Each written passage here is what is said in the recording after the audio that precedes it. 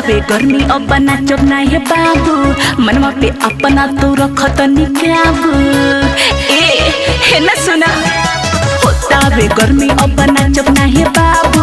मनवा पे अपना तू रखत निकाबू काहे तू बोलावता र हमके बोलावता र काहे तू बोलावता र हमके बोलावता र बुझला जवानी पर शादी ए बोला ना का बोली रे आओ तोरा लंका में पंखा चला दी आओ तोरा लंका में पंखा चला दी आओ तोरा लंका में पंखा चला दी आओ ना रे पंखा चला दी आओ तोरा लंका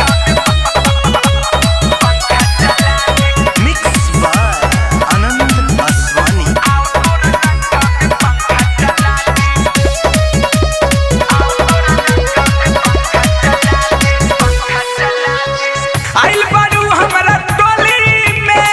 नंबरी 50 भला चोली में हम ना नाचब सुना ए बबुआ लफुअन के टोली में बुझला हेर चुनहाइबू आइल बारू हमरा टोली में नंबरी 50 भला चोली में हम ना नाचब सुना ए बबुआ हे लफुअन के टोली में सती तो सामान ले ली ही जान गर्मी में फेंके लगी आगी दयाव न बुझा दिए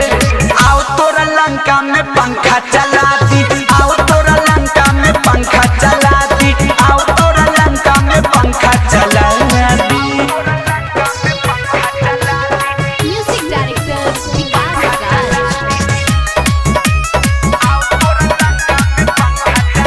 Idea Recording Studio, Kadinai Nepal.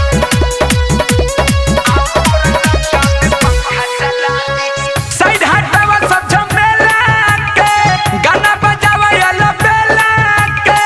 कबे से देखता नी गुडू बवाली तोरा तेला बेला के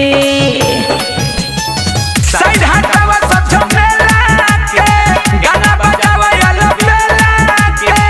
कबे से देखता नी गुडू बवाली तोहरा तेला बेला के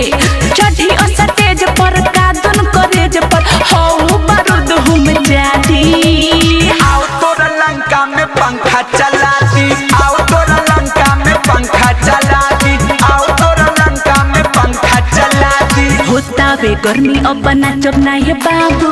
मनवा पे अपना तू रखत निकाबू ए है ना सुना